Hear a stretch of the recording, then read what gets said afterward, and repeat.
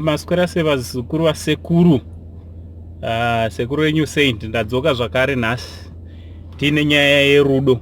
Nhasi toda kutrai kuti tigadzirise nyaya 3 dzirinonetsa pamarelationships. Nyaya number 1, nyaya yecommunication, kutaurirana. Tinofanira kuti tigonewo kutaurirana marelationships edu handiti? Vana mai vasikana budaiwo pachena mugonewo kuve open enough kuudzawo umwe wako kuti inini shamwarika indinofarirawo izvi nezvizvi. Usangoita maassumptions ekuti anozviziva. Ane asingatozivewo umwe munhu. So mubudiro pachena umuudza kuti zvone izvi tinozvifarira, izvi handizvifarire. Handiti usangokuwarire mukati sesokisi.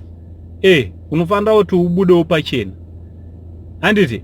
So naurirana nekutaurirana muchinzwanana. Handiti? Kuti imba yedu ifambe zvakanaka. Nai?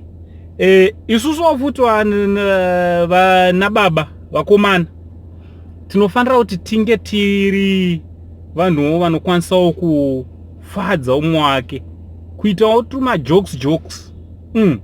Kucreatawo tumajokes tongotowo umwe wako adi afare asekewo. So let's not be tense. Tisave zvibaba. Ngativewo vanhu vari flexible, vanhu vanoita kuti majokes tokuti umwe wako adi afare, kwete kungozikanwa nekuita majokes chete kana wane zvawakuda. Tokuzivai varume mimi kuti kana wane zvawakuda chete ndopaunotangoita tumajokes. But unofanira kugarawo uchingoitawo tumajokes. Handiti? Uchingofarawo neumwe wako. So kwete ungofara chete kana zuva rorereka. Izvozvo hazvitendere, hazvidiwe. Handiti? Zvisiye zvoubhinya. Iwo ubhinya iwo ngausiwe upere. Handiti?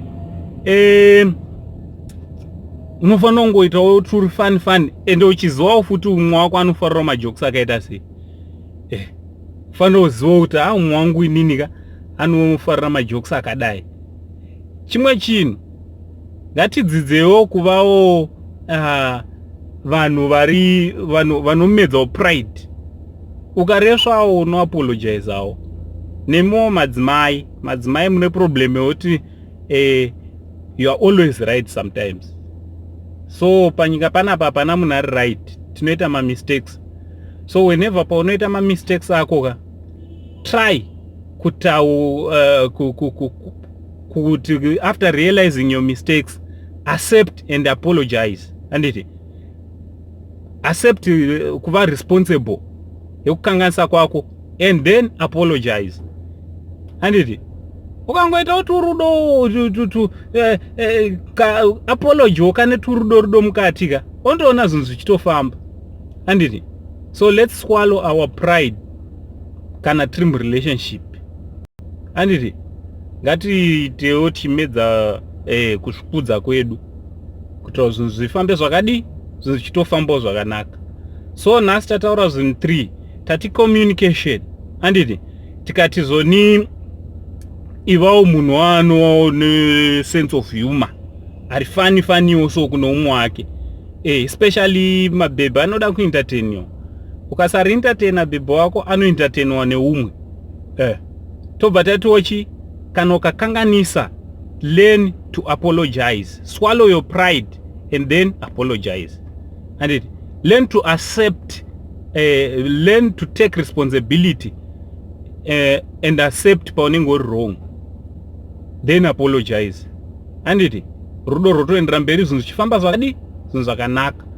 So handisi kuda kunzwa futi kuti manetsana nekuda kwenyaya 3. Handiti? Zvinhu zvenyu zvese tinoda kuti zvifambe zvakanaka panyaya idzi 3, communication kana kuti nhaurirano. Tobva tati kuvawo fun, kuvaonekawo sense of humor, kuvawo munhu anonakidza umwe wake, nekubvuma mhosva dzako kana wakanganisa.